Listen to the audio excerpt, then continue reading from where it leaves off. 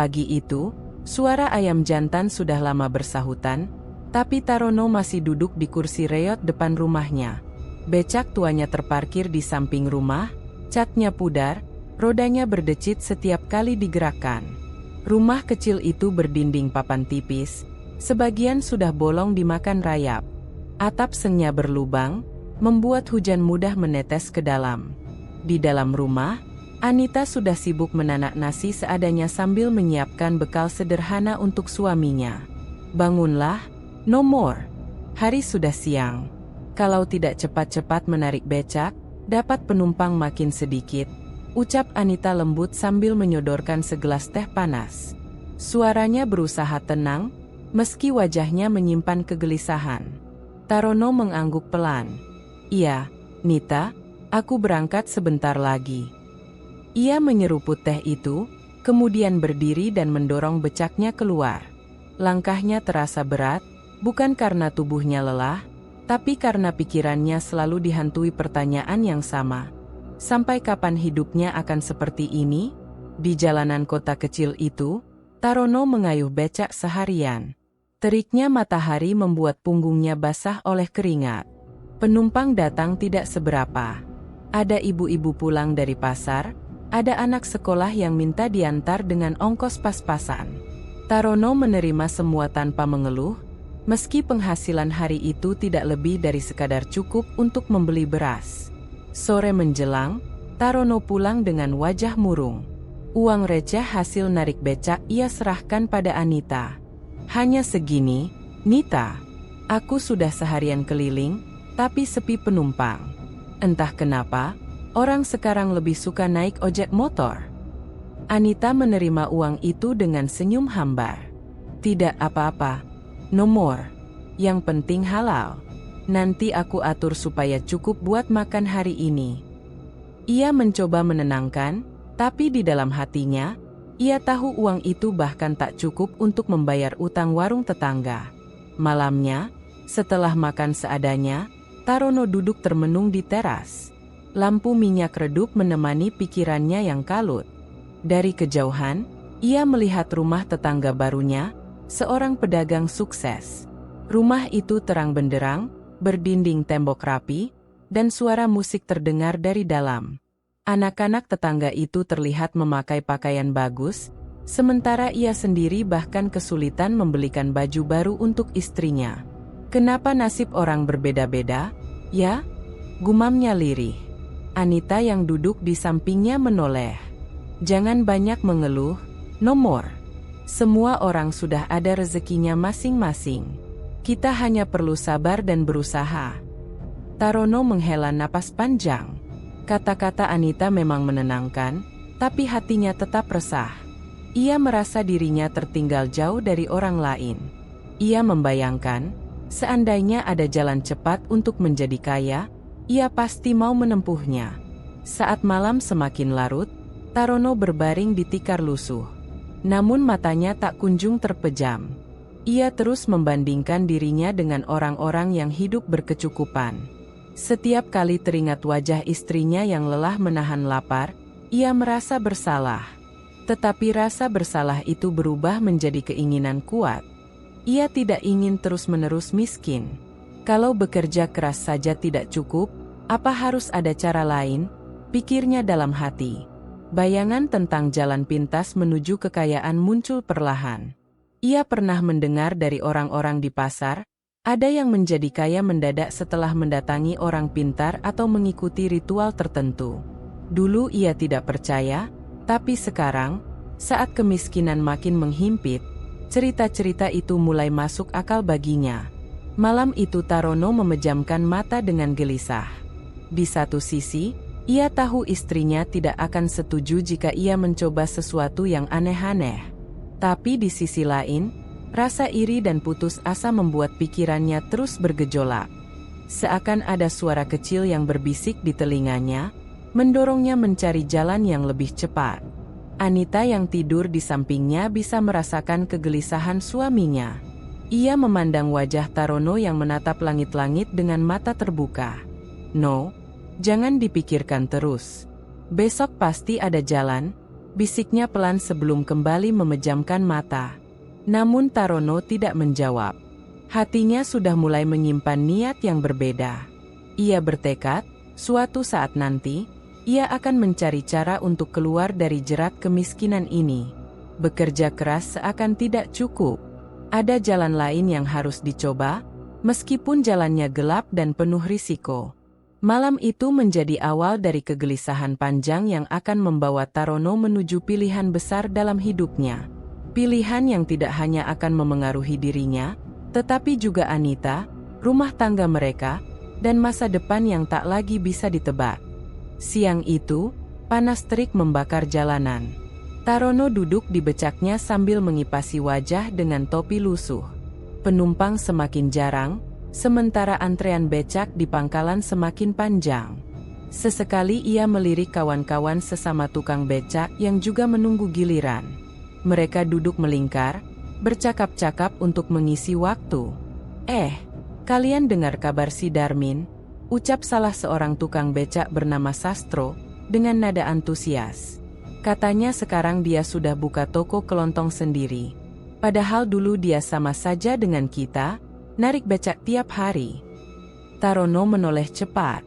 "Darmin? Yang dulu mangkal di pasar itu?" "Ya, no more. Itu orangnya.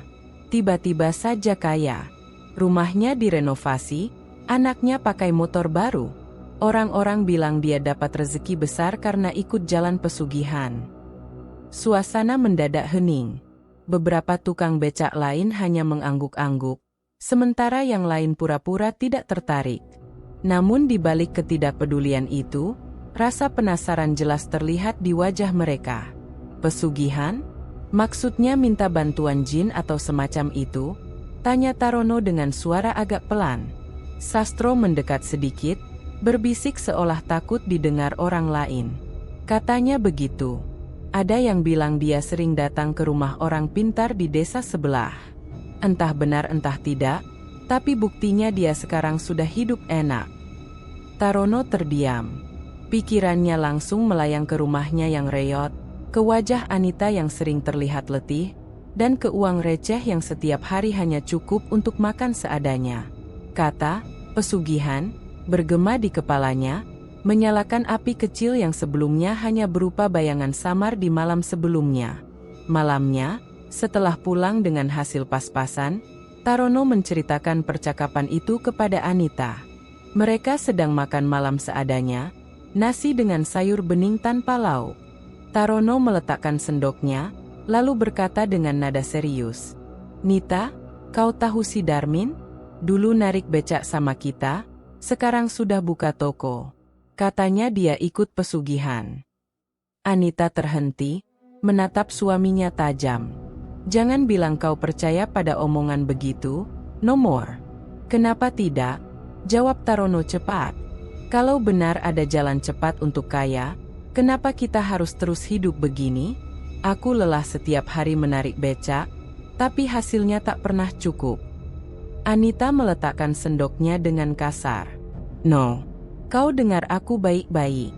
Jangan pernah kau coba-coba urusan begitu. Itu jalan haram.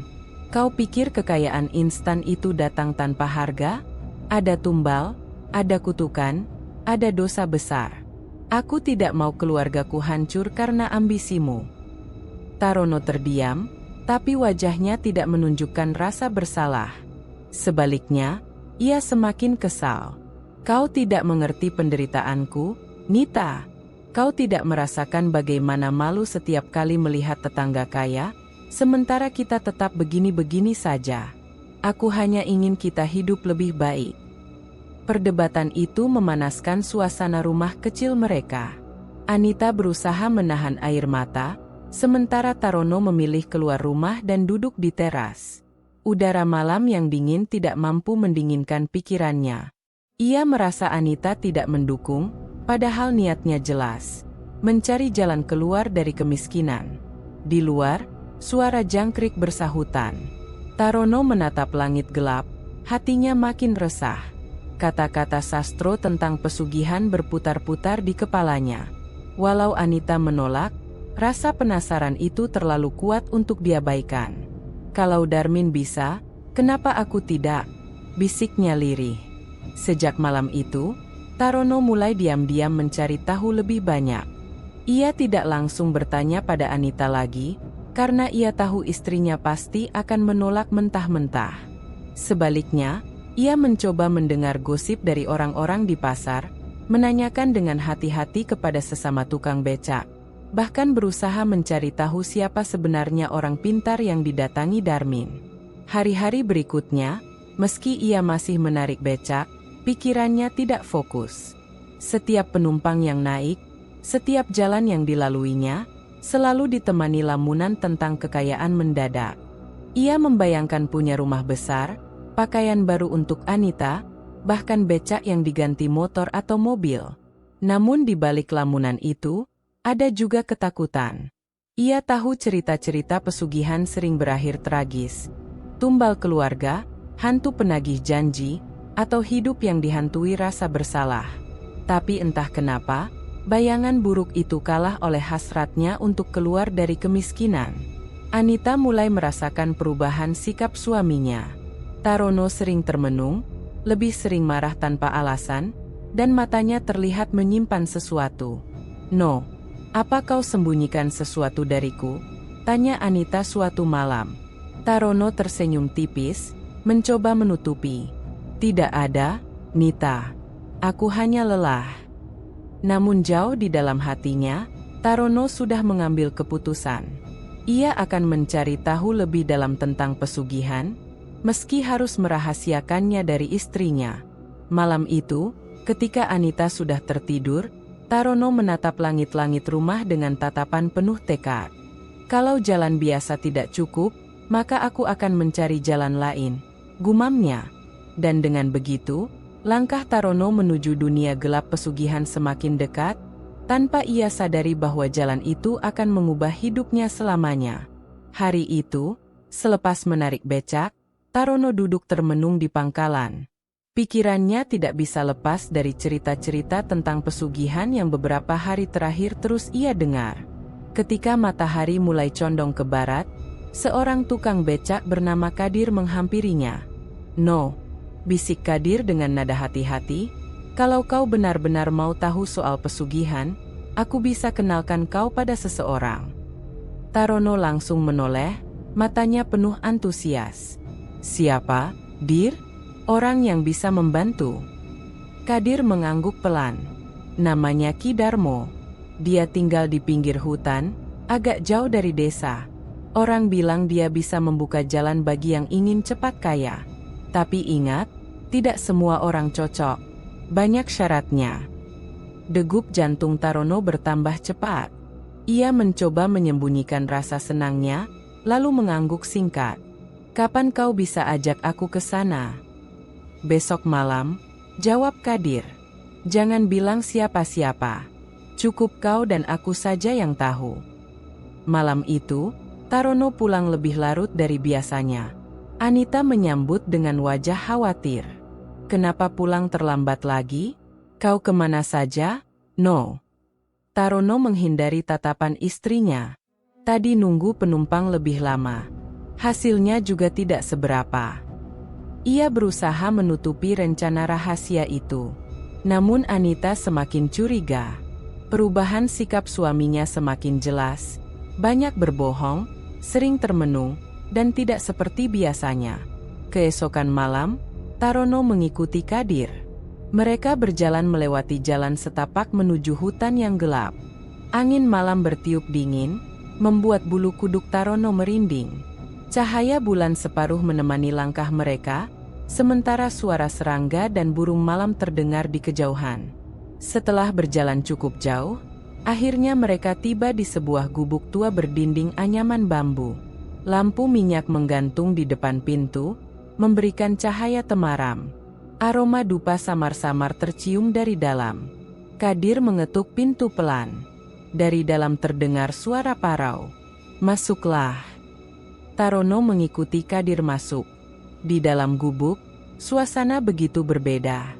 Bau kemenyan memenuhi ruangan, meja kecil di sudut dipenuhi sesajen, bunga, rokok, kopi hitam, dan beberapa makanan. Di dinding tergantung kain hitam dan foto-foto lama yang tidak jelas wajahnya. Di tengah ruangan, duduk seorang lelaki tua berambut putih dengan mata tajam menatap mereka. Dialah Ki Darmo. Wajahnya keriput, tapi sorot matanya seolah bisa menembus isi hati orang. "Kau Tarono?" tanya Ki Darmo dengan suara berat. Tarono menelan ludah, lalu mengangguk. "Ya, Ki. Saya ingin tahu tentang pesugihan." Ki Darmo menyipitkan mata, meneliti Tarono sejenak. Banyak yang datang ke sini dengan niat yang sama. Tidak semua berhasil. Pesugihan bukan hanya soal sesajen, tapi juga soal kecocokan weton. Jika wetonmu tidak cocok, sekuat apapun kau jalani ritual, hasilnya tidak akan datang. Tarono semakin tegang. "Kalau cocok, apa yang harus saya lakukan, Ki?" Ki Darmo menyandarkan tubuhnya ke dinding bambu. "Ada beberapa syarat. Pertama, kau harus menyediakan sesajen tertentu setiap malam Jumat Kliwon. Bunga 7 rupa, kopi pahit, dan ayam hitam sebagai persembahan. Kedua, ada ritual pemanggilan di hutan tengah malam, yang harus dilakukan 3 kali berturut-turut. Ketiga, kau harus berani menanggung risiko. Bila kau gagal memenuhi janji, hidupmu akan hancur. Dan ingat, pesugihan itu menuntut kesetiaan penuh." Tarono mendengarkan dengan mata berbinar. Kata-kata kaya mendadak, terus menari-nari di kepalanya, menutup rasa takut yang muncul. "Saya sanggup, Ki. Apapun syaratnya, akan saya lakukan." Ki Darmo tersenyum tipis, lalu mengambil sebuah kitab lusuh dari rak kayu kecil. Ia membuka halaman tertentu dan membaca doa dengan suara lirih. Setelah itu, ia menutup kitab dan menatap Tarono lagi. "Kau boleh berharap banyak, tapi semua tergantung pada kecocokan wetonmu. Aku perlu tahu hari dan pasaran kelahiranmu." Tarono dengan cepat menyebutkan tanggal lahirnya. Ki Darmo mengangguk pelan, lalu menghitung dengan jari-jarinya. Raut wajahnya tetap datar, seolah sedang menimbang sesuatu yang sulit dimengerti. "Besok malam, kau datang lagi sendiri. Aku akan bacakan hasil hitungan wetonmu. Dari situ kita tahu apakah kau layak menjalani jalan ini atau tidak." Tarono menunduk hormat. "Baik, Ki. Terima kasih." Setelah itu, Kadir memberi isyarat agar mereka pamit. Tarono keluar gubuk dengan langkah mantap, meski hatinya masih diliputi rasa penasaran. Udara malam yang dingin kini tidak lagi membuatnya takut, melainkan justru menyalakan semangat baru. Sesampainya di rumah, Anita menunggu dengan wajah cemas. "No, kau kemana lagi malam-malam begini?" Tarono mencoba menenangkan. "Tadi ngobrol sama kawan lama. Tidak usah khawatir." Namun Anita tahu ada yang disembunyikan suaminya. Ia melihat tatapan Tarono berbeda, penuh rahasia, seolah hatinya sudah berpaling dari kehidupan sederhana mereka. Di dalam hati, Tarono justru semakin yakin. Pertemuan dengan Ki Darmo membuatnya merasa langkah menuju kekayaan sudah di depan mata. Ia hanya perlu melewati satu hal, menunggu keputusan weton. Dan malam itu, Tarono tertidur dengan mimpi tentang rumah besar, harta melimpah, dan kehidupan baru yang tampak semakin dekat. Langit malam itu diselimuti awan kelabu, bulan hanya tampak samar di balik kabut tipis. Tarono melangkah dengan hati berdebar, mengikuti Ki Darmo menuju tepi sungai yang terkenal angker. Sungai itu jarang dilewati orang, bahkan di siang hari. Pohon-pohon besar menjulang di sekitarnya, akar-akar liar menjalar seakan ingin menjerat siapapun yang mendekat. Di tangannya, Tarono membawa sesajen yang sudah disiapkan sesuai perintah, bunga 7 rupa, kopi hitam pahit, dan ayam hitam yang sudah disembelih. Bau amis darah ayam bercampur dengan aroma bunga membuat perutnya mual, tetapi ia menahannya. Malam itu, yang ia pikirkan hanyalah harapan agar pesugihan benar-benar mengubah hidupnya. Ki Darmo berjalan di depan, membawa dupa yang menyala.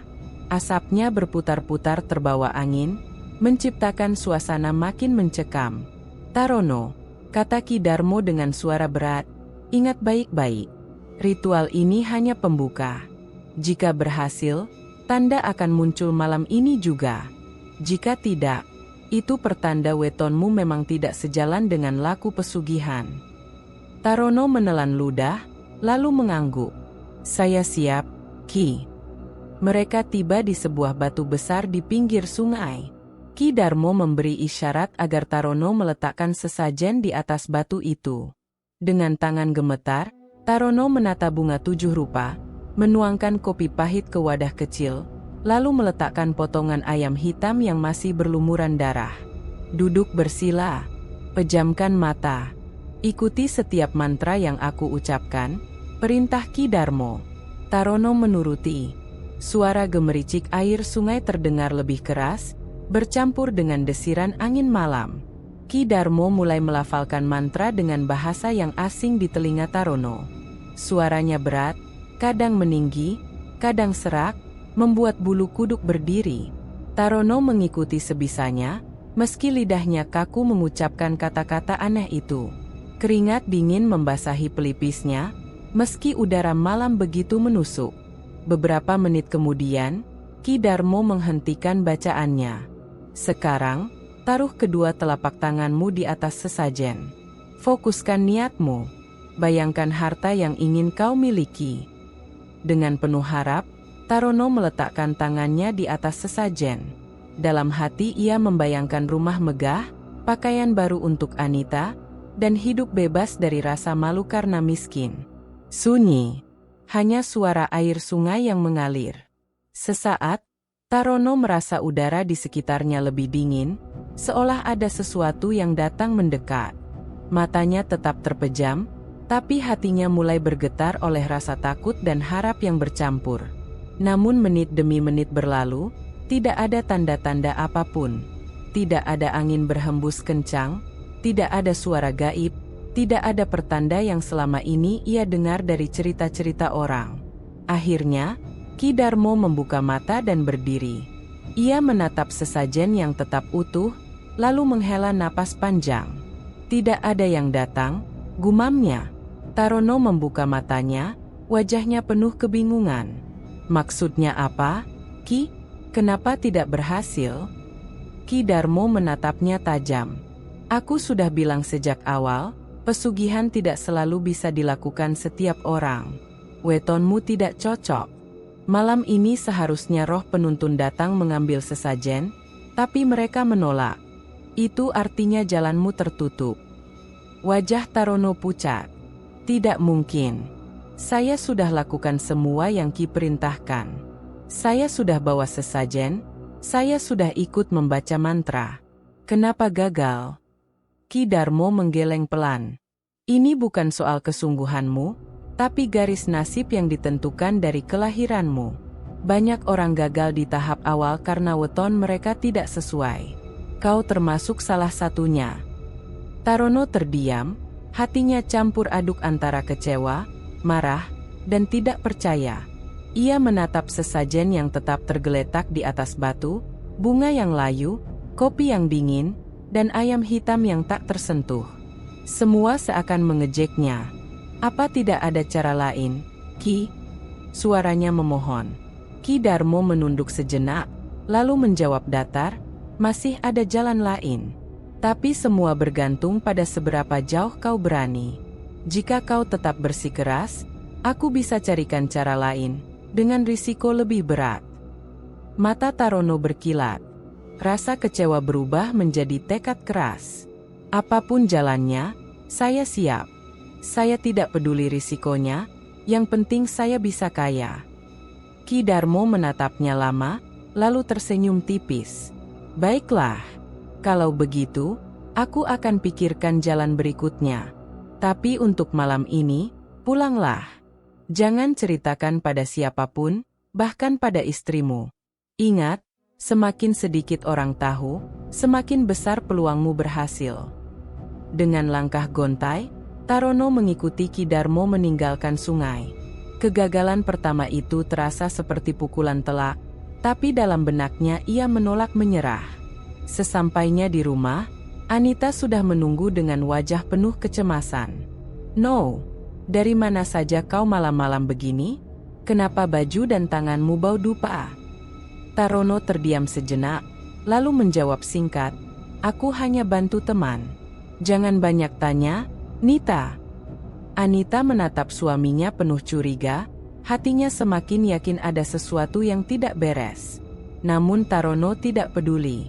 Malam itu, meski gagal, ia sudah memutuskan satu hal. Ia akan terus mencari jalan pesugihan, bagaimanapun caranya. Dan di dalam hatinya, tekad itu semakin keras, menutup rapat suara hati kecil yang sebenarnya berusaha memperingatkannya. Malam itu rumah kecil Tarono terasa sesak. Bukan hanya karena sempitnya ruangan, melainkan karena ketegangan yang memenuhi udara. Tarono duduk di lantai, wajahnya muram, matanya kosong menatap dinding bambu yang mulai lapuk. Sesajen sisa dari ritual gagal kemarin masih terbawa dalam ingatannya, seolah mengejeknya setiap kali ia terpejam. Anita memperhatikan suaminya dengan tatapan penuh kesal sekaligus cemas. "No," katanya dengan suara tegas, "aku tidak tahu apa yang sebenarnya kau lakukan akhir-akhir ini, tapi aku bisa merasakan, ada sesuatu yang salah. Kau pulang malam, pakaianmu bau dupa, dan wajahmu selalu muram. Katakan padaku, apa yang sebenarnya kau cari?" Tarono menoleh, menatap istrinya. "Aku mencari jalan keluar, Nita. Kau tahu betapa sulit hidup kita. Aku sudah mencoba, tapi hasil narik becak tak pernah cukup. Aku ingin kita berhenti hidup sengsara. Aku ingin kau bisa makan enak, pakai pakaian bagus, tidak terus-menerus dihina karena miskin." Anita berdiri dengan mata berkaca-kaca. "Dan kau pikir jalan keluar itu lewat pesugihan? Aku sudah menduga." "No, dengarkan aku. Itu bukan solusi. Itu jalan hancur. Lebih baik kita miskin seumur hidup daripada kau menggadaikan nyawa dan jiwa kita untuk sesuatu yang haram." Suasana semakin memanas. Tarono bangkit berdiri, suaranya meninggi. "Kau tidak mengerti. Aku sudah mencoba. Aku sudah ikut ritual. Tapi, gagal. Katanya karena wetonku tidak cocok. Tapi aku tidak percaya begitu saja. Masak hanya karena hitungan hari lahir, aku tidak bisa jadi kaya? Tidak masuk akal." Anita menutup wajahnya dengan kedua tangan, menangis tertahan. "No, berhentilah. Gagal itu pertanda dari Tuhan agar kau kembali ke jalan yang benar. Kau kira harta instan itu tanpa harga? Kau hanya akan semakin terperangkap." Tarono menggeleng keras. Aku tidak mau menyerah. Kalau Ki Darmo bilang wetonku tidak cocok, berarti aku harus cari orang lain. Pasti ada dukun lain yang lebih hebat, yang bisa memberi jalan tanpa peduli soal weton. Aku tidak akan berhenti sampai aku dapatkan yang kuinginkan."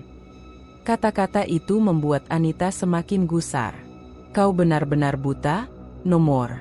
Kau lebih memilih mendengarkan dukun daripada nasihat istrimu.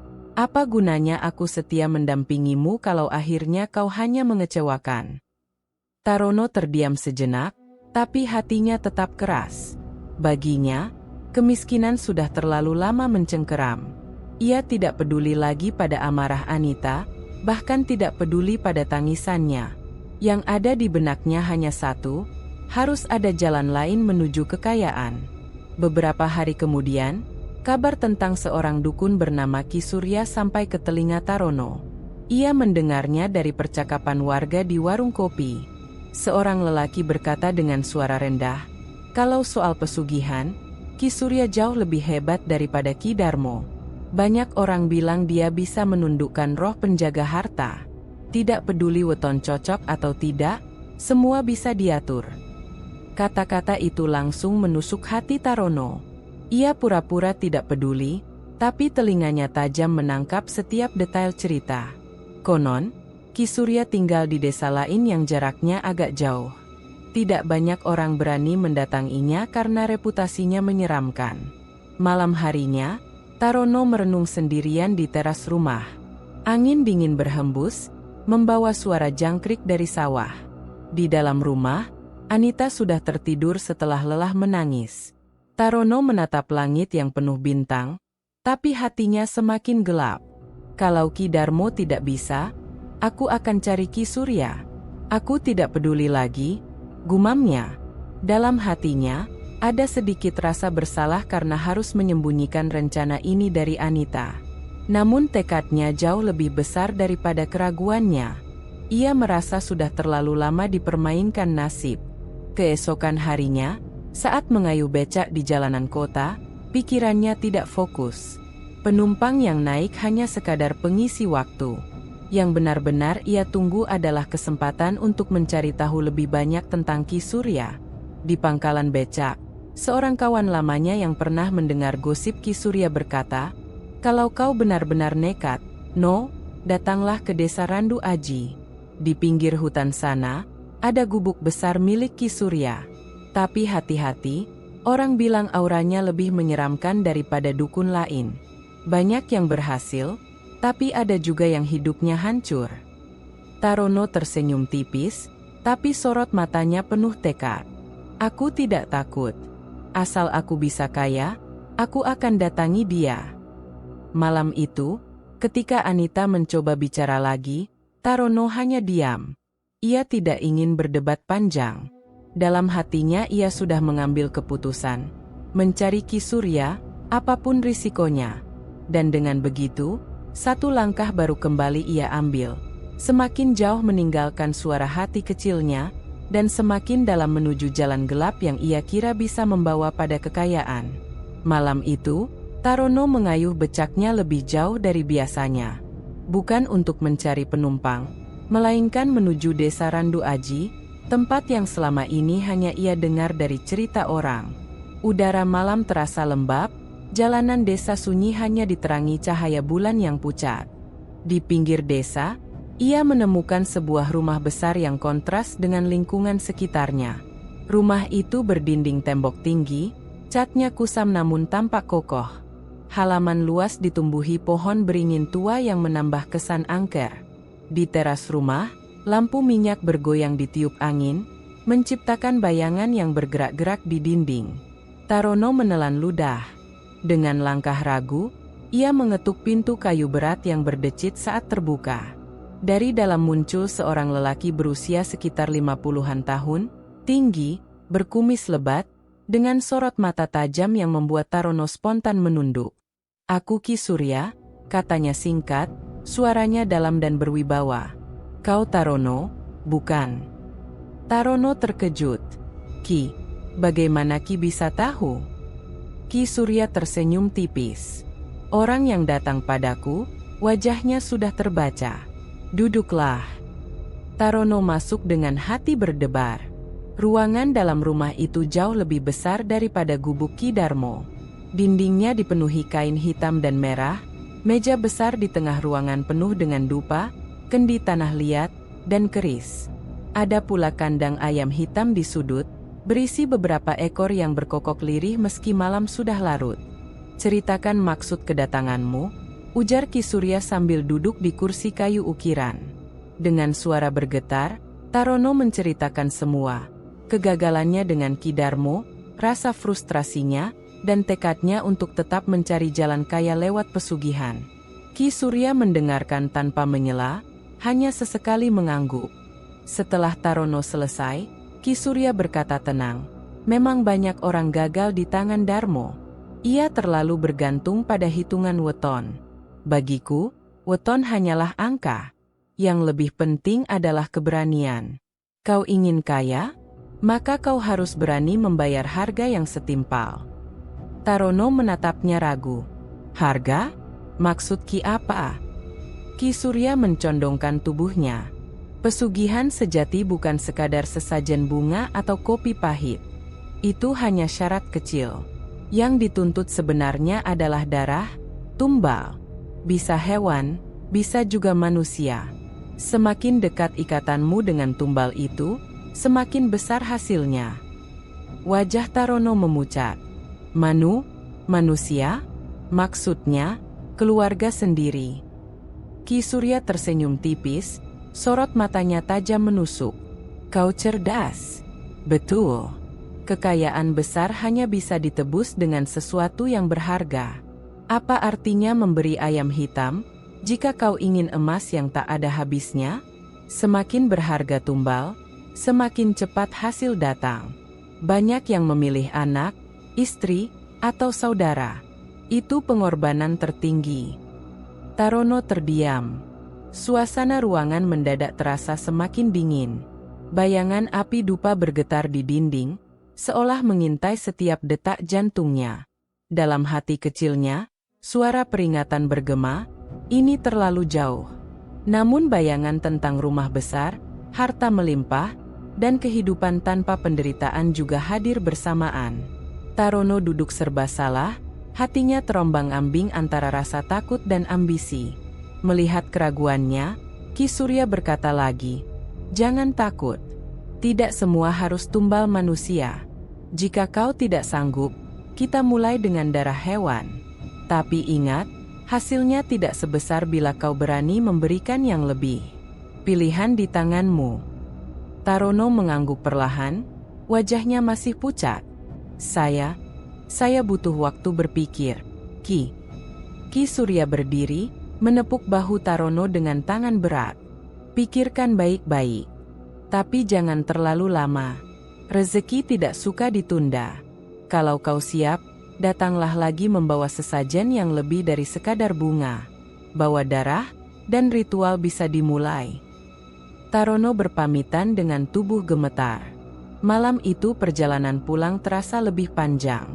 Angin malam menusuk kulitnya, dan setiap bayangan pohon di pinggir jalan tampak seperti sosok yang mengawasi. Sesampainya di rumah, Anita langsung menunggu di teras dengan wajah penuh khawatir. "No, kau kemana lagi? Aku dengar dari orang desa, kau mencari-cari dukun lain. Apa itu benar?" Tarono terdiam. Wajahnya sulit disembunyikan dari tatapan tajam istrinya.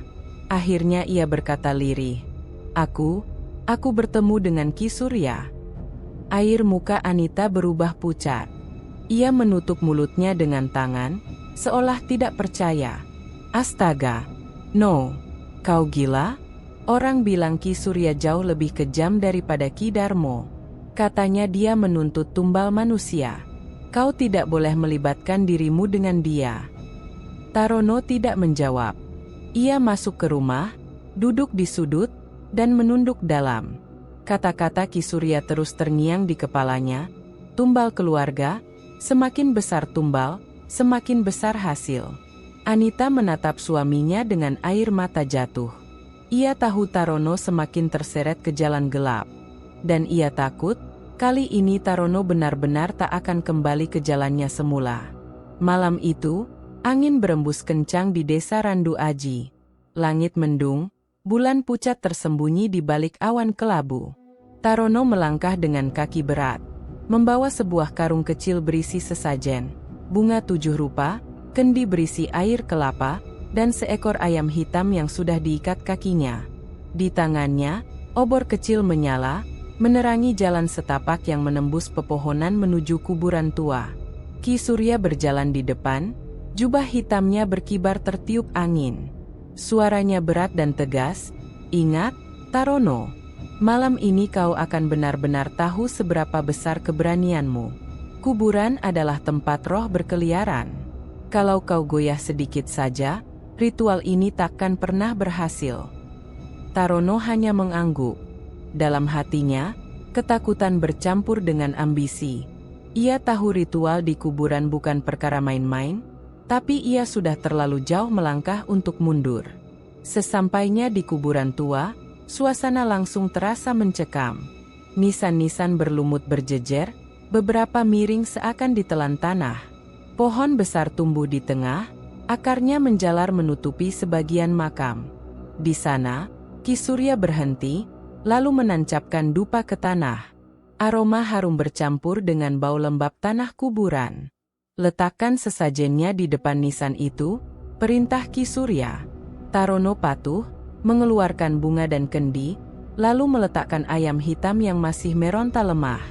Ki Surya kemudian duduk bersila, tangannya membentuk mudra, bibirnya mulai melantunkan mantra dalam bahasa Jawa kuno yang tak sepenuhnya dipahami Tarono. "Tarono, ikut ucapkan mantraku," kata Ki Surya dengan suara rendah. Tarono mencoba mengikuti. Mantra-mantra itu meluncur dari mulutnya dengan terbata-bata.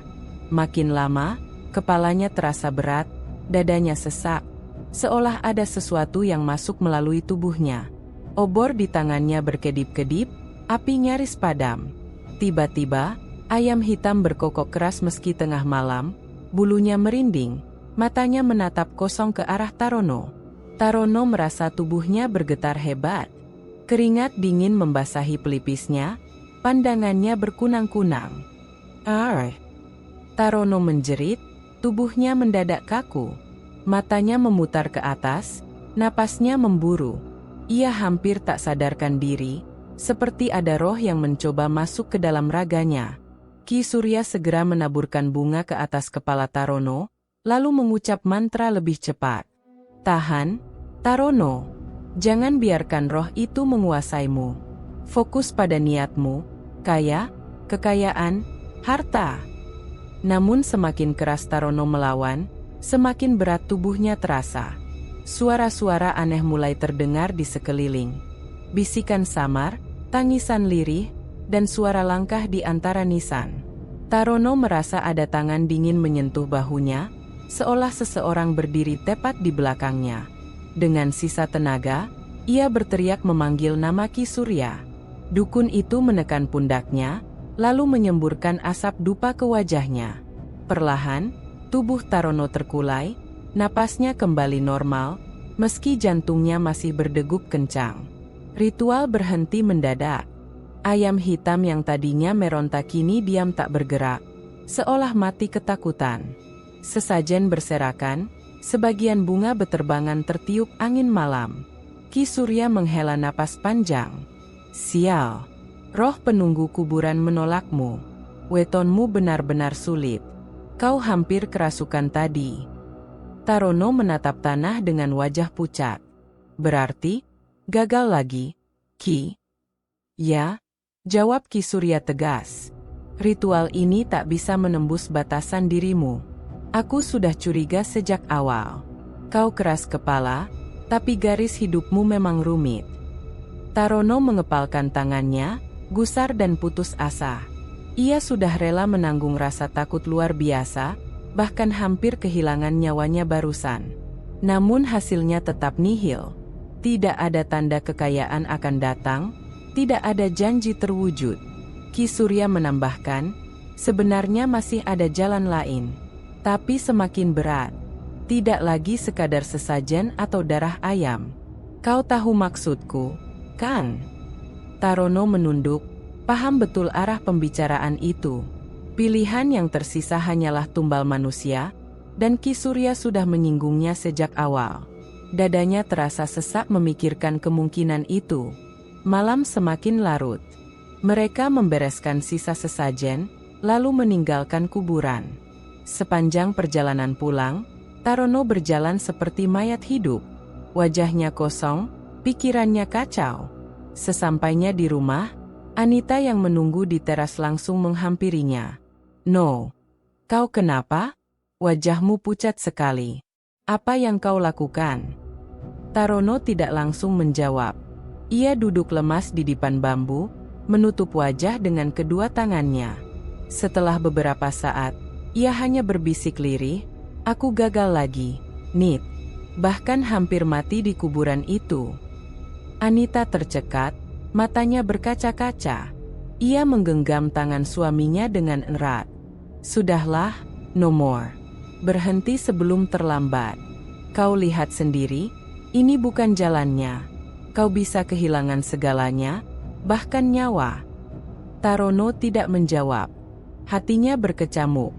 Antara menyerah pada nasihat istrinya, atau terus maju mengikuti jalan gelap yang ditawarkan Ki Surya. Malam itu, rumah reot di pinggir kota itu kembali sunyi. Namun dalam hati Tarono, badai semakin mengguncang. Malam itu, suasana di rumah kecil Tarono terasa berbeda. Angin malam berembus dari celah-celah dinding bambu, membuat suara berderit yang mengganggu. Anita tidak bisa tidur. Sejak Tarono pulang dari ritual kuburan bersama Ki Surya, perasaan tidak enak terus mengganggunya. Ia rebah di tikar tipis, matanya terpejam tapi pikirannya melayang-layang. Sekitar tengah malam, Anita bermimpi buruk. Dalam tidurnya, ia melihat sosok suaminya berjalan sendirian di kuburan gelap. Dari kegelapan muncul bayangan hitam tinggi besar yang meraih Tarono dan menyeretnya ke dalam liang lahat. Anita menjerit dalam mimpi itu, mencoba mengejar, tetapi kakinya seperti terikat. Saat ia hampir mencapai suaminya, tanah tiba-tiba menutup, meninggalkan jeritan Tarono yang teredam dari bawah bumi. "Ide, Tarono." Anita terbangun dengan napas tersengal. Keringat dingin membasahi wajahnya. Ia menoleh ke samping, Tarono tertidur pulas, mendengkur pelan. Anita meraba dada, jantungnya berdegup kencang. Ia tahu itu hanya mimpi, tetapi sensasinya begitu nyata, meninggalkan rasa takut yang menghantui. Pagi harinya, Anita mencoba mengabaikan mimpi itu. Ia menyiapkan sarapan seadanya, nasi sisa semalam dengan sambal dan garam. Tarono duduk tanpa banyak bicara, wajahnya masih muram. Namun semakin hari berjalan, tanda-tanda aneh mulai muncul di rumah mereka. Siang itu, piring yang baru saja diletakkan Anita di meja bambu tiba-tiba jatuh sendiri, pecah berkeping-keping. Anita terkejut, padahal tidak ada angin kencang atau gerakan yang bisa menjatuhkannya.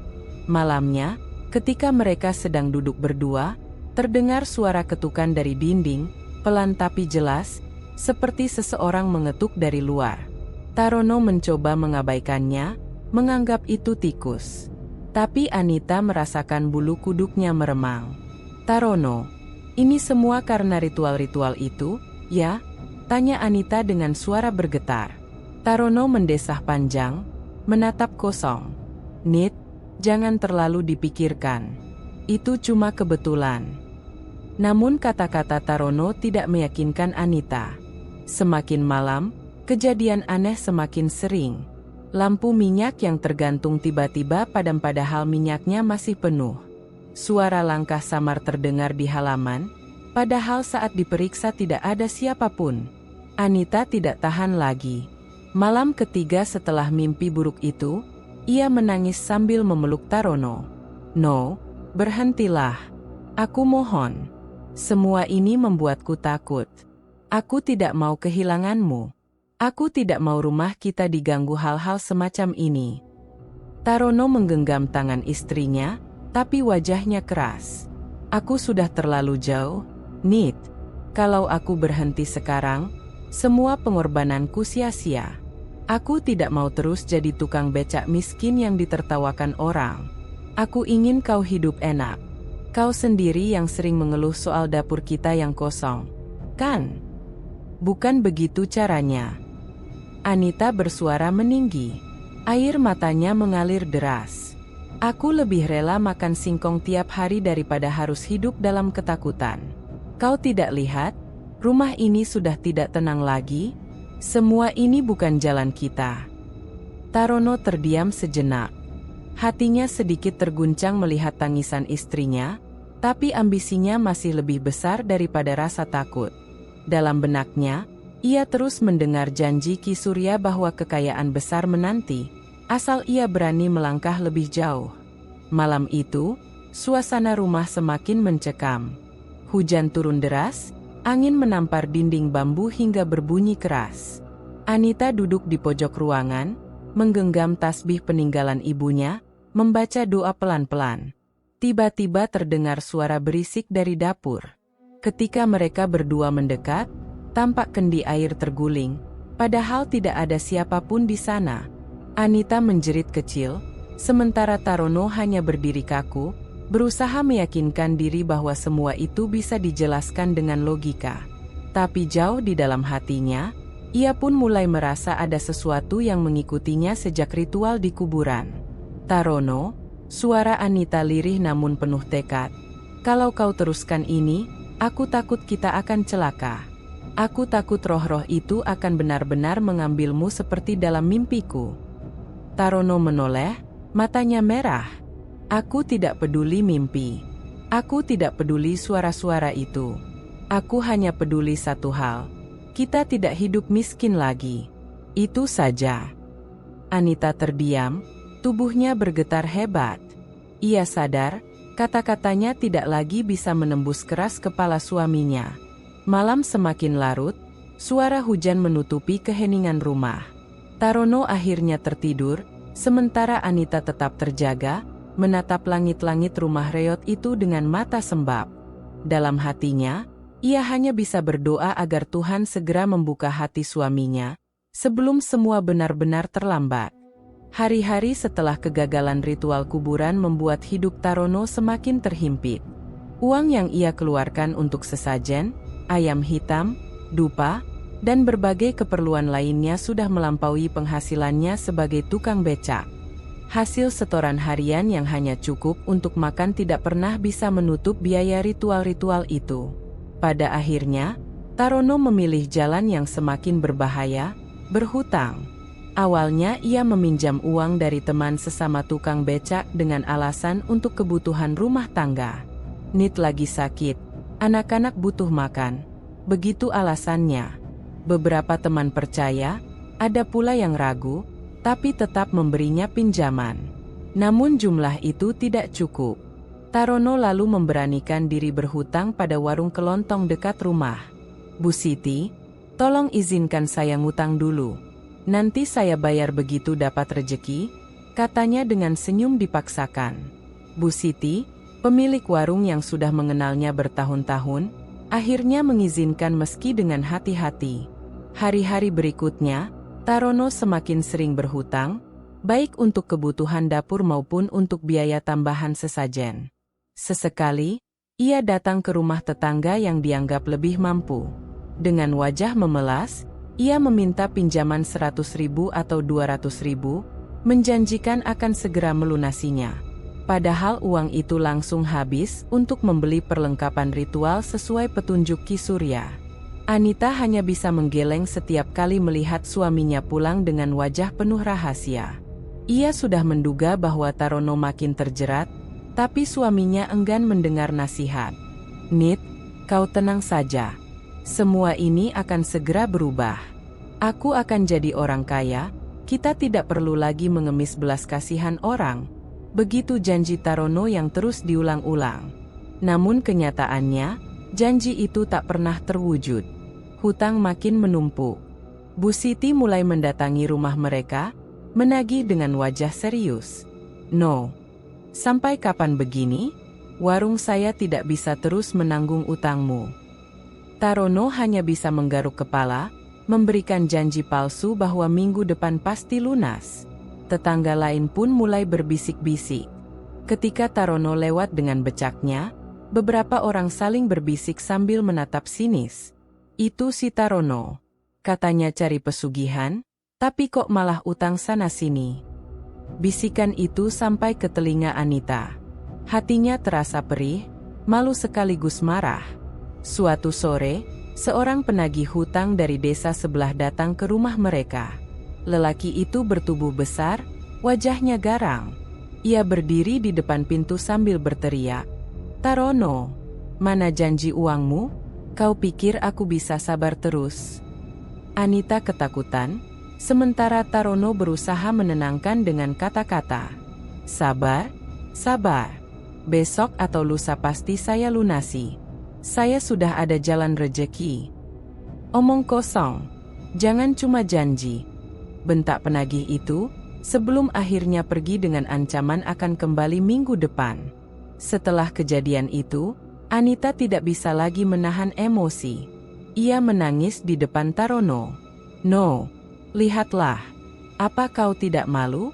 Orang-orang sudah menghinakan kita. Hutang menumpuk, rumah kita jadi bahan omongan. Kau masih juga percaya dengan pesugihan itu?" Tarono terdiam sejenak, wajahnya menegang. Namun bukannya menyerah, ia justru semakin keras kepala. "Nit, kau tidak mengerti.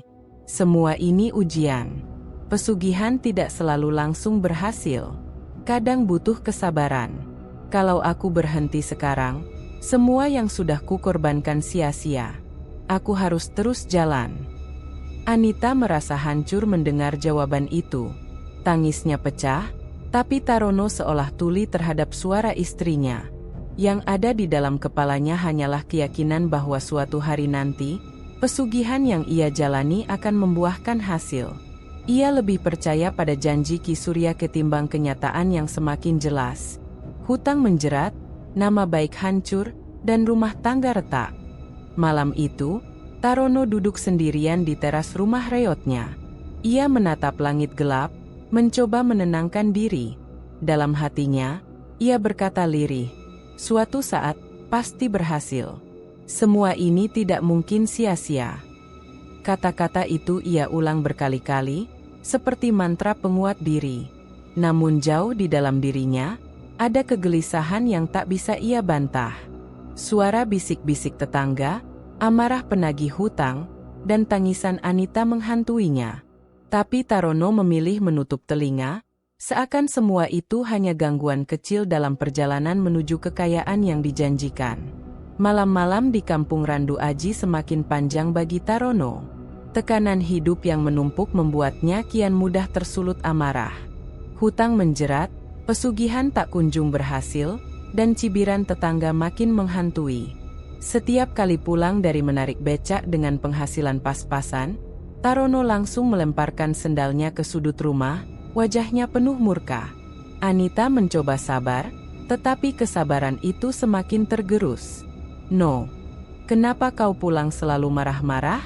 Aku tidak salah apa-apa," ucapnya suatu malam dengan suara lirih. "Aku muak, Nit. Muak dengan semua ini. Orang-orang menertawakan aku, menyebutku pecundang. Apa kau senang aku dipermalukan begitu?" teriak Tarono sambil menghantam meja bambu hingga retak. Anita terdiam, tubuhnya gemetar. Air mata mengalir tanpa bisa ia bendung. Ia semakin takut melihat suaminya yang dulu tenang kini berubah menjadi pemarah dan penuh kecurigaan. Tak hanya di rumah, perubahan itu juga terlihat saat Tarono menarik becak. Penumpang yang salah bicara sedikit saja langsung dimarahinya. Teman sesama tukang becak pun mulai menjauh karena tak tahan dengan sikapnya. Tarono merasa dunia seolah bersekongkol melawannya. Suatu malam, setelah pulang dari mangkal, Tarono berjalan sendirian melewati jalanan sepi yang dikelilingi pepohonan. Angin malam berembus dingin, suara jangkrik terdengar bersahutan. Obor jalan redup, menambah kesan angker. Di tengah perjalanan, matanya menangkap sesuatu. Sesosok bayangan hitam melintas cepat di ujung jalan. Tarono berhenti, menajamkan pandangan. "Siapa itu?" teriaknya dengan suara bergetar. Tidak ada jawaban. Ia melangkah lagi, tapi kali ini bayangan itu muncul di sisi lain, lebih dekat. Bentuknya samar, seperti manusia tinggi besar dengan tubuh diselimuti asap hitam. Tarono merinding, keringat dingin bercucuran. Ia merasa bulu kuduknya berdiri. "Jangan main-main denganku," bentaknya, mencoba menutupi ketakutannya dengan suara lantang. Namun bayangan itu tidak hilang, malah semakin banyak. Dari kejauhan, terdengar suara tawa lirih. Tawa yang aneh, bergema, seolah mengejek dirinya. Tarono menutup telinga, berlari tergesa melewati jalan sepi itu. Tapi suara tawa itu tidak hilang, malah makin keras. "Hahaha, gagal, gagal, gagal." Begitu kata-kata itu terdengar jelas di kepalanya. Sesampainya di rumah, Tarono membanting pintu, wajahnya pucat. Anita yang tengah menyiapkan lampu minyak terkejut. "Ada apa, No? Kau kenapa?" Tarono tidak menjawab. Ia hanya duduk terengah-engah, pandangannya kosong. Setelah beberapa saat, ia berbisik, "Mereka menertawakanku, Nit. Bayangan hitam, mereka bilang aku gagal." Anita terperangah, hatinya langsung diliputi ketakutan. Ia menggenggam tangan suaminya, tapi Tarono segera melepaskannya dengan kasar. "Kau tidak mengerti. Mereka selalu mengikutiku. Di jalan, dimanapun aku pergi. Semua ini kutukan karena aku belum berhasil. Anita menangis. No, kau mulai kehilangan akal sehat. Ini bukan lagi soal pesugihan, ini sudah merusak dirimu. Tolong berhenti sebelum kau benar-benar hilang. Namun Tarono justru semakin marah. Ia berdiri dan menendang kursi hingga terjungkal. Jangan larang aku lagi, Nit. Aku akan buktikan kalau aku bisa kaya. Aku tidak akan hidup miskin seperti ini selamanya. Malam itu, Anita berdiam diri di sudut rumah. Tangannya bergetar, dadanya sesak. Ia menatap suaminya yang mondar-mandir seperti orang kebingungan. Sesekali Tarono berbicara sendiri, seolah membalas suara-suara yang hanya bisa ia dengar. Hingga menjelang subuh, Tarono belum juga tenang. Matanya merah, wajahnya tegang, dan suaranya parau. Anita tahu, suaminya sedang berada di ambang kegilaan. Dalam hati, Anita berdoa lirih, berharap ada keajaiban yang bisa menyadarkan Tarono sebelum semuanya benar-benar terlambat. Namun yang ia rasakan hanya semakin kuat. Ketakutan akan kehilangan suaminya, bukan karena pesugihan yang berhasil, melainkan karena jiwa Tarono yang makin terseret dalam kegelapan. Suasana masjid desa malam itu terasa tenang. Angin semilir membawa aroma wangi kayu dari tikar pandan yang baru dijemur sore tadi. Lampu bohlam tua di serambi berpendar redup, memberikan nuansa damai meski sederhana. Dari kejauhan, suara azan Isya sudah lama selesai, namun masih ada beberapa warga yang duduk berzikir. Di antara mereka, tampak Pak Ustaz Hadi, sosok alim yang disegani warga Randu Aji. Usianya sudah setengah baya, wajahnya teduh, suaranya lembut, namun kata-katanya selalu tegas. Beliau memanggil Tarono secara khusus setelah mendengar banyak kabar miring yang beredar. "Tarono, duduklah sini," ujar Ustaz Hadi sambil menepuk tikar di sebelahnya. Tarono datang dengan wajah muram. Matanya sayu, tubuhnya terlihat lebih kurus dari biasanya. Ia sempat ragu, namun akhirnya duduk juga, meski sikapnya tampak gelisah. Anita ikut mendampingi, duduk tak jauh dari suaminya. "Anakku," kata Ustaz Hadi pelan, "aku dengar belakangan ini kau sering pergi mencari jalan pesugihan. Benarkah itu?" Tarono menunduk, kedua tangannya mengepal. Ia tidak langsung menjawab, tapi matanya berkilat penuh kegelisahan. Anita menunduk pula, malu dan takut pada jawaban yang akan keluar. "Benar, Ustaz," akhirnya Tarono berucap. "Aku hanya ingin keluar dari kemiskinan ini. Apa salah jika aku ingin memberi kehidupan yang layak bagi istriku? Apa salah kalau aku tidak ingin terus dipandang hina oleh orang-orang?" Ustaz Hadi menatapnya lama, lalu menghela napas. "Nak Tarono, mencari rezeki itu wajib, tapi dengan jalan yang halal. Kalau kau sampai menyerahkan jiwa, darah, bahkan keluarga untuk pesugihan, itu bukan jalan Allah. Itu jalan setan. Ingat, setan hanya memberi janji palsu, lalu menjerumuskanmu."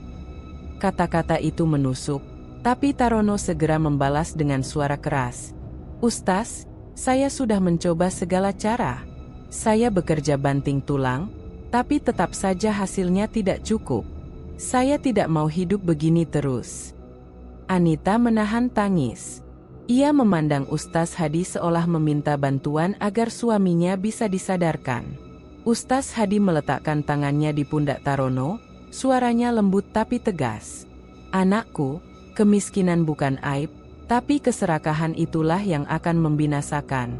Kau tidak sadar, pesugihan itu hanya membuatmu makin terpuruk. Kau sudah berubah, Tarono. Istrimu ketakutan, tetanggamu berbisik-bisik, hatimu semakin gelap. Apakah ini hidup yang kau mau?" Tarono terdiam. Hatinya bergejolak. Suara Ustaz itu benar, tapi bayangan kekayaan masih menari-nari di kepalanya. Ia membayangkan rumah megah, kendaraan, harta berlimpah. Keinginan itu terlalu kuat untuk ia padamkan. Ustaz tidak tahu rasanya dihina orang karena miskin, Jawab Tarono akhirnya, suaranya lirih tapi keras kepala. Saya tidak bisa hidup tanpa kehormatan. Kekayaan adalah satu-satunya jalan. Anita segera menyela, suaranya bergetar. No, dengarkanlah Ustaz. Aku tidak butuh harta sebanyak itu. Aku hanya butuh kau kembali seperti dulu. Aku ingin suamiku yang dulu, bukan orang asing yang penuh amarah dan ketakutan. Tarono memejamkan mata, mencoba menahan gejolak di dadanya. Namun setelah beberapa saat, ia membuka mata kembali, dan yang keluar hanyalah kalimat membantah. Maaf, Nit, maaf, Ustaz, tapi aku tidak bisa berhenti sekarang. Aku sudah terlalu jauh. Kalau berhenti, semua pengorbanan sia-sia. Ustaz Hadi menggeleng perlahan. Ingat ini, Tarono. Setan tidak pernah menepati janji. Apa yang kau kira harta, bisa jadi hanyalah racun yang menghancurkan dirimu. Kalau kau terus keras kepala, kau akan kehilangan lebih dari yang kau kira. Kehilangan jiwa, kehilangan keluarga, kehilangan segalanya. Hening menyelimuti serambi masjid. Suara jangkrik dari sawah terdengar jelas, seakan menegaskan ketegangan di antara mereka. Anita menunduk, air matanya jatuh ketikar. Ia masih berharap suaminya sadar, meski dari sorot mata Tarono terlihat jelas. Obsesi itu belum juga padam. Dengan langkah berat, Tarono akhirnya berdiri. Terima kasih atas nasihatnya, Ustaz. Tapi saya sudah memilih jalan saya sendiri. Ia lalu berjalan keluar, meninggalkan Anita yang masih terisak dan Ustaz Hadi yang hanya bisa menatap punggungnya dengan sedih. Malam itu, suara azan subuh belum berkumandang, tapi hati Anita terasa gelap. Harapannya pada Tarono semakin rapuh, meski masih ada secercah doa di dalam dirinya. Semoga suatu hari nanti, suaminya kembali sebelum terlambat. Suasana rumah Ki Surya malam itu terasa semakin berat. Udara dingin menusuk, angin berdesir membawa aroma dupa yang menyengat. Dinding kayu rumah besar itu dipenuhi ukiran kuno dan kain hitam, menambah kesan menyeramkan. Tarono duduk bersila di depan Ki Surya, tubuhnya tegang, mata sayu, dan pikirannya kalut. Ki Surya menatapnya tajam. Wajahnya penuh wibawa, suara seraknya terdengar bagai perintah yang tidak bisa dibantah. Tarono, katanya pelan namun menggetarkan, kau sudah gagal berkali-kali. Itu karena kau belum benar-benar menyerahkan apa yang paling berharga. Kalau kau mau berhasil, kali ini tidak bisa setengah-setengah. Tarono menelan ludah, jantungnya berdegup kencang. Apa maksudnya, Ki? Tanyanya dengan suara bergetar. Ki Surya mengangkat tangan, menunjuk lilin merah menyala di depannya. Ritual terakhir ini butuh tumbal darah. Bukan sembarang darah, tapi darah orang yang paling dekat denganmu. Itulah syarat agar roh penjaga kekayaan mau menerimamu. Tanpa itu, kau akan selamanya ditolak. Kata-kata itu menghantam kepala Tarono bagai petir di siang bolong. Ia membeku. Dalam benaknya, hanya ada satu nama, Anita, istrinya. Perempuan yang selama ini menemaninya dalam susah payah, yang tetap setia meski sering ia kecewakan. Tidak, tidak mungkin. Suara Tarono serak, hampir tak keluar. Jangan Anita. Dia istriku, Ki. Aku tidak bisa. Ki Surya langsung memotong. Kalau kau tidak sanggup, berhenti sekarang. Jangan buang waktuku. Pesugihan tidak bisa dijalani dengan hati lemah. Kau sudah terlalu jauh, Tarono. Tinggal selangkah lagi menuju kekayaan. Kau mau berhenti di depan pintu keberhasilan. Tarono memejamkan mata.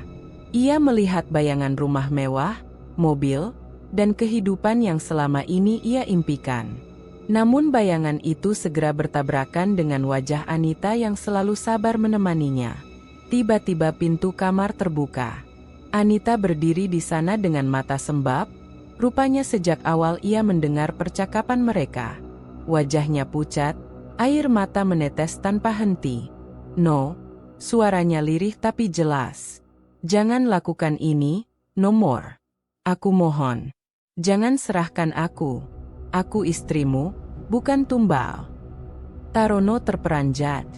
Ia berdiri tergopoh, menatap Anita yang kini berjalan mendekat sambil menangis. Selama ini aku sudah mencoba mengerti. Aku bertahan meski kau keras kepala, meski rumah kita penuh hutang, meski tetangga menertawakan kita. Aku bertahan karena aku percaya kau suamiku. Tapi kalau sekarang kau tega mengorbankanku demi harta, lebih baik aku mati sekarang juga. Air mata Tarono ikut menetes. Tangannya gemetar, wajahnya kacau antara marah, sedih, dan putus asa. Ia ingin menjawab, tapi lidahnya keluh. Ki Surya memandang dingin, lalu berkata, "Inilah jalan pesugihan, Tarono. Tidak ada kemenangan tanpa korban. Kalau kau tidak sanggup, artinya nasibmu memang ditakdirkan miskin selamanya." Ucapan itu menyalakan bara di hati Tarono. Ia memandang Ki Surya dengan sorot penuh bimbang, lalu menoleh ke Anita yang terus menangis. Suasana semakin menyesakkan. Anita meraih tangan suaminya, menggenggam erat sambil berucap, "Lebih baik kita miskin bersama, no more. Lebih baik kita makan singkong tiap hari daripada kau berubah jadi pembunuh. Aku lebih memilih kau tetap jadi Tarono yang sederhana, bukan orang asing yang haus darah." Tarono terisak. Air matanya jatuh di punggung tangan Anita. Tubuhnya bergetar hebat. Ia tahu Anita benar. Kekayaan tidak akan pernah berarti jika harus ditebus dengan nyawa istrinya sendiri. Dengan suara parau, ia akhirnya berseru, "Aku tidak sanggup, Ki. Aku tidak bisa lakukan ini." Ki Surya menatapnya tajam, kemudian berdiri sambil menepuk meja keras. Lilin-lilin bergoyang, bayangan di dinding menari liar. Dasar lelaki lemah. Ingat, Tarono, tidak ada jalan kembali setelah melangkah ke dunia ini. Kau akan menanggung akibatnya. Ancaman itu membuat Tarono semakin gemetar. Namun kali ini, ia menarik Anita ke pelukannya. "Cukup, Ki. Aku berhenti. Aku tidak peduli lagi dengan harta atau pesugihan. Lebih baik aku miskin, asal istriku tetap hidup." Anita menangis terseduh di dadanya, namun kali ini ada sedikit lega di matanya. Ia tahu suaminya akhirnya memilih jalan yang benar. Ki Surya hanya mendengus, lalu melangkah pergi ke ruang dalam. Tinggal Tarono dan Anita yang masih terduduk di lantai, saling berpegangan tangan dalam ketakutan. Malam itu menjadi titik balik. Meski ancaman Ki Surya masih menggantung, Tarono mulai menyadari betapa dalam jurang yang hampir ia masuki. Namun ia juga tahu, meninggalkan pesugihan bukan berarti masalah selesai. Hidup miskin tetap menunggu di depan, tapi setidaknya ia tidak kehilangan orang yang paling ia cintai. Malam itu, langkah Tarono dan Anita terasa berat ketika meninggalkan rumah besar Ki Surya. Udara dingin menusuk, namun dada mereka justru terasa panas oleh kecemasan. Ki Surya tadi sudah melontarkan kalimat kutukan. "Kau akan hidup miskin selamanya, Tarono. Kau akan menanggung nasibmu sampai mati." Kalimat itu terus terngiang-ngiang di telinga Tarono, membuatnya resah. Sesampainya di rumah reot mereka, suasana terasa semakin suram. Atap bocor meneteskan air sisa hujan sore tadi, lantai tanah lembab, dan lampu minyak redup hampir padam. Anita duduk terdiam di sudut, matanya bengkak karena terlalu banyak menangis. Sementara itu, Tarono hanya mondar-mandir, wajahnya pucat, matanya merah, seperti orang yang kehilangan arah. "Aku sudah gagal, Nit," katanya lirih, akhirnya pecah dalam suara. "Semua usaha ini sia-sia. Semua ritual, semua pengorbanan, tidak ada satupun yang berhasil. Mungkin benar, aku memang dilahirkan untuk tetap miskin." Anita menatapnya, kali ini dengan pandangan yang lembut meski penuh lelah. "Aku sudah bilang, no more. Kekayaan itu bukan segalanya. Kau masih punya aku. Kita bisa bertahan bersama, meski dengan keadaan seperti ini." Namun kata-kata Anita tak cukup menenangkan hati Tarono. bayangan hutang yang menumpuk terus menghantui. Ia masih ingat wajah penagih hutang yang datang siang tadi, berteriak-teriak di depan rumah, membuat tetangga keluar dan menatap penuh gosip. Tarono merasa malu sekaligus marah, tapi tak bisa berbuat apa-apa. Esok harinya, masalah makin menjerat. Warung tempat Tarono biasa berhutang sembako menolak memberi pinjaman lagi. "Maaf, No," kata pemilik warung dengan wajah sungkan, "utangmu sudah terlalu banyak. Aku juga butuh modal. Kalau belum bisa bayar, aku tak bisa kasih lagi." Tarono pulang dengan tangan kosong. Perut Anita hanya terisi air putih, sementara dapur tak punya sebutir beras pun. Malam itu mereka hanya bisa tidur dengan perut lapar. Tarono merasa harga dirinya hancur. Hari-hari berikutnya semakin berat. Becak tua yang ia andalkan makin jarang dipakai orang. Penumpang memilih ojek motor atau angkutan lain yang lebih cepat. Hasil menarik becak tidak cukup untuk sekadar membeli makanan sederhana. Hutang menumpuk, penagih datang silih berganti, dan Tarono kerap menghindar dengan bersembunyi di balik pintu. Tetangga mulai berbisik-bisik. Ada yang mencibir, ada pula yang kasihan. Kasihan Tarono, sudah mencari pesugihan pun tetap miskin. Terdengar sayup-sayup dari luar rumah. Setiap kali mendengar bisikan itu, hati Tarono semakin perih. Di malam hari, ia duduk termenung di depan rumah, menatap langit tanpa bintang. Angin malam berhembus dingin, tapi tubuhnya terasa panas oleh rasa putus asa. Kenapa hidupku begini? Kenapa aku tidak bisa keluar dari kemiskinan? Apa salahku sampai Tuhan menjatuhkanku seperti ini? Pikirnya berkali-kali. Anita duduk di sampingnya, berusaha memberi semangat. "No, jangan terus salahkan hidup. Kita masih punya kesempatan untuk berubah. Kita bisa mulai dari awal, meski pelan-pelan. Aku akan membantumu, asalkan kau mau berhenti mencari jalan yang salah." Tarono menatap wajah istrinya. Ada cinta dan kesetiaan yang tulus di sana, namun rasa gagal di dalam dirinya begitu besar hingga sulit ia terima. "Aku sudah terlalu jauh, Nit. Semua orang tahu aku mencari pesugihan. Sekarang aku hanya jadi bahan tertawaan. Aku tidak sanggup lagi." Tangannya gemetar. Air mata jatuh membasahi pipinya. Untuk pertama kalinya, Tarono menangis di depan Anita, bukan karena marah, tapi karena benar-benar hancur. Anita meraih tangannya erat. "Aku tidak peduli apa kata orang. Aku hanya peduli padamu. Kita bisa hidup miskin bersama, no more. Asal jangan sampai kau kehilangan dirimu sendiri." Namun, meski Anita berusaha menguatkan, Tarono tetap dihantui rasa putus asa. Baginya, kegagalan mencari pesugihan adalah bukti bahwa ia memang ditakdirkan kalah oleh hidup. Kata-kata Ki Surya tentang miskin selamanya terus terngiang bagai kutukan yang menempel di telinganya. Malam itu, Tarono berbaring di tikar lusuh. Matanya terbuka lebar menatap langit-langit yang retak. Ia tak bisa tidur, tak bisa berpikir jernih, hanya bisa merasakan kehancuran dalam hatinya. Sementara Anita, meski ikut menangis, masih setia menjaga di sampingnya. Ia berdoa dalam hati agar suaminya kuat menghadapi kenyataan, meski doa itu pun terasa berat di tengah derita yang semakin menjerat. Rumah kecil itu semakin terasa pengap. Bukan hanya karena miskin dan hutang, tapi karena semangat Tarono sudah runtuh. Hidup baginya tak lagi punya arah, dan yang tersisa hanyalah kebangkrutan dan rasa putus asa yang menelan dirinya perlahan. Pagi itu rumah Tarono masih sama reotnya, dengan atap bocor dan dinding rapuh yang penuh lubang. Namun ada sesuatu yang berbeda di dalamnya. Tarono duduk bersila di ruang tengah, wajahnya pucat tapi matanya tak lagi dipenuhi bara amarah. Ia menatap Anita yang sedang menyiapkan air panas di tungku sederhana. "No." Suara Tarono pelan, lirih, nyaris bergetar. Anita menoleh, sedikit terkejut mendengar panggilan suaminya yang kali ini tidak dengan nada tinggi. "Ada apa?" tanyanya, penuh hati-hati.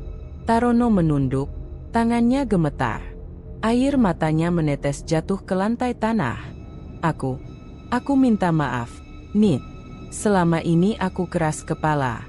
Aku terlalu buta oleh keinginan jadi kaya, sampai tega hampir menyeretmu ke jalan yang salah. Aku benar-benar menyesal. Anita terdiam. Air matanya juga ikut jatuh, tapi kali ini bukan karena marah atau takut, melainkan lega. Ia mendekat, duduk di samping suaminya, lalu menggenggam tangannya erat. Aku sudah menunggumu mengatakan itu sejak lama, Nomor. Aku tidak pernah marah karena miskin, aku hanya takut kehilanganmu. Tangis Tarono pecah. Di dada Anita ia bersandar, merasakan beban yang selama ini menghimpitnya perlahan runtuh.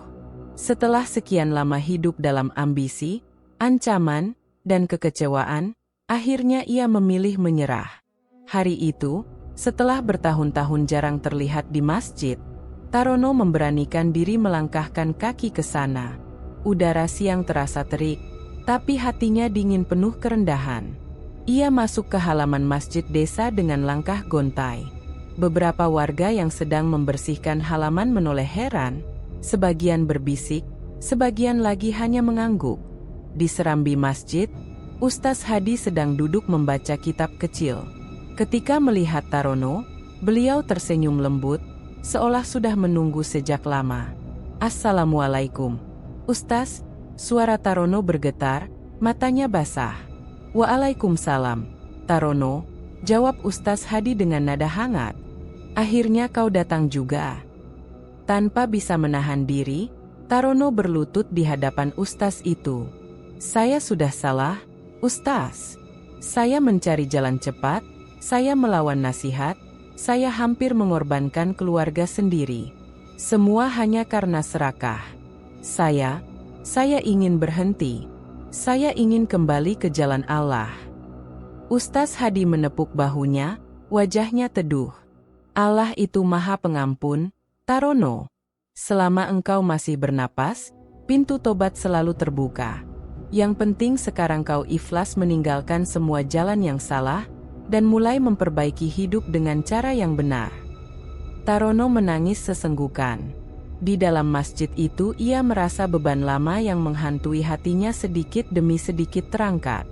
Ia mengikuti Ustaz Hadi berwudhu, lalu sholat dengan khusyuk, meski gerakan dan bacaannya masih kaku. Air matanya terus menetes, membasahi sajadah. Sepulang dari masjid, Anita melihat perubahan nyata. Wajah Tarono yang dulu selalu tegang kini lebih tenang. Malam harinya ia tidak lagi pergi mencari dukun atau ritual, melainkan duduk di rumah membaca doa-doa sederhana yang diajarkan Ustaz. Anita menemani, dan untuk pertama kalinya sejak lama, rumah reot mereka terasa lebih hangat. Tetangga masih ada yang mencibir, sebagian masih bergosip tentang kegagalan pesugihan Tarono. Namun Tarono tidak lagi peduli. Ia lebih sibuk membantu membersihkan masjid, ikut kerja bakti di desa, dan sesekali menarik becaknya dengan hati lapang. Hasilnya tetap kecil, perut kadang masih lapar, tapi kini hatinya tidak lagi dipenuhi rasa iri. Suatu sore, ketika mereka hanya makan nasi aking dan sayur bening yang hambar, Anita tersenyum sambil berkata, meski sederhana, rasanya lebih nikmat daripada dulu. Karena sekarang kita makan dengan hati tenang. Tarono menatap istrinya, lalu mengangguk pelan. Benar, Nik. Aku baru sadar, kekayaan tanpa ketenangan hanya membawa derita. Miskin, tapi bersama dan ridha pada takdir, ternyata jauh lebih berharga. Malam itu, untuk pertama kalinya setelah perjalanan panjang yang penuh kegelapan, Tarono bisa tidur nyenyak. Ia tidak lagi dihantui bayangan setan atau suara bisikan pesugihan. Yang ada hanyalah rasa syukur karena diberi kesempatan untuk kembali. Hidup mereka memang tidak berubah secara materi. Hutang masih ada, rumah tetap reot, becak tua masih jadi andalan. Namun ada yang jauh lebih penting. Tarono kini menemukan ketenangan batin, dan Anita tidak lagi hidup dalam ketakutan. Dan bagi mereka berdua, itu sudah cukup. Tahun demi tahun berlalu sejak Tarono meninggalkan jalan pesugihan. Waktu berjalan cepat, seakan menelan segala ambisi dan kekecewaan masa lalu. Rambut Tarono kini memutih, wajahnya penuh keriput, dan tubuhnya semakin ringkih. Namun meski usianya sudah lanjut, ia tetap setia menarik becak tuanya di jalanan kota kecil itu. Becak itu kini tampak usang, catnya mengelupas, dan rodanya berdecit setiap kali bergerak. Tapi bagi Tarono, becak itu adalah saksi setiap perjalanan hidupnya. Di atas becak itu ia menjemput rezeki, membawa penumpang ke pasar, ke sekolah, atau sekadar berkeliling desa. Hasilnya tak pernah banyak, hanya cukup untuk sekadar membeli beras dan sayur, tapi Tarono tidak lagi mengeluh. Anita, yang juga sudah menua, selalu setia menunggunya di rumah sederhana mereka. Wajahnya keriput, rambutnya memutih, tapi matanya tetap teduh memandang suaminya. Di antara keduanya, ada cinta yang tidak pernah lekang oleh waktu. Mereka sering duduk berdua di beranda reot itu, menatap matahari terbenam sambil berbincang ringan. "No," ujar Anita suatu sore, "meski kita tidak pernah kaya, aku bersyukur kau memilihku daripada harta dulu. Kalau tidak, mungkin aku sudah tidak ada di dunia ini." Tarono tersenyum, meski bibirnya mulai kaku karena usia. "Nit, aku yang seharusnya berterima kasih. Kau yang mengingatkanku waktu aku hampir tersesat. Kalau bukan karena kau, mungkin aku sudah jadi budak pesugihan, kehilangan segalanya. Miskin begini tidak apa-apa, asal kita damai." Anita mengangguk, air matanya jatuh perlahan. Dalam hati, ia tahu waktu mereka tidak lama lagi, tapi ia juga tahu suaminya kini benar-benar menemukan ketenangan. Tahun itu, kesehatan Tarono semakin melemah. Ia masih berkeras menarik becak, meski tubuhnya sering gemetar. Suatu pagi, saat pulang membawa penumpang terakhir, ia jatuh pingsan di depan rumah. Anita berlari panik, memanggil tetangga untuk membantu mengangkatnya ke dalam. Di atas tikar lusuh di ruang tengah, Tarono terbaring lemah. Nafasnya terengah, matanya redup. Anita menggenggam tangannya erat, mencoba menahan tangis. "No, jangan tinggalkan aku," bisiknya dengan suara parau. Tarono menatap istrinya, senyum tipis muncul di wajah tuanya. "Nick, aku sudah lelah. Tapi aku bahagia, karena sampai akhir hidup, aku bersamamu. Maafkan semua salahku dulu." Air mata Anita semakin deras. "Aku sudah lama memaafkanmu, no more. Kau suamiku, sampai kapanpun." Beberapa tetangga berkumpul, sebagian menunduk haru. Di antara mereka ada Ustaz Hadi yang ikut datang, memberikan doa dan membisikkan kalimat syahadat di telinga Tarono.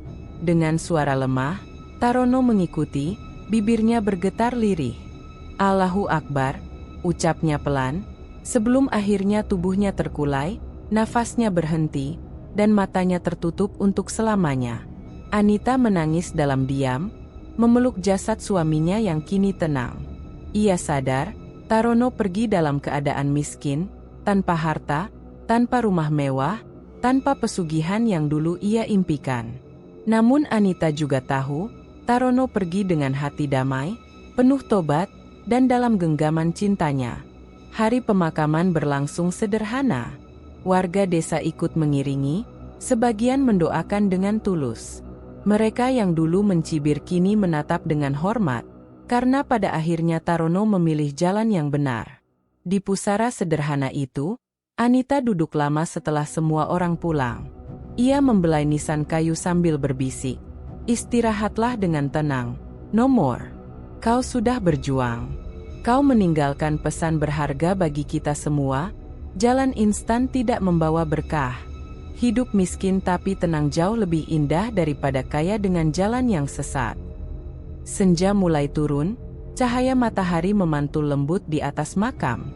Anita berdiri perlahan, pulang dengan langkah berat, namun hatinya lapang. Meski hidupnya kembali sendiri, ia tahu suaminya telah pergi dengan akhir yang damai.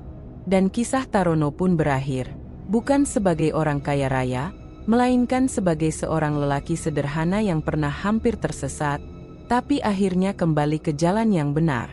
Kalau kamu suka cerita seperti ini, jangan lupa like kalau kamu menikmati ceritanya. Subscribe supaya gak ketinggalan cerita horor lokal berikutnya. Dan share ke temanmu yang suka kisah mistis, tapi juga penuh makna dan pelajaran hidup. Cerita seperti ini bakal terus hadir, bukan cuma buat menakut-nakuti, tapi juga buat mengingatkan bahwa di balik setiap keinginan, ada harga yang harus dibayar. Sampai jumpa di kisah selanjutnya.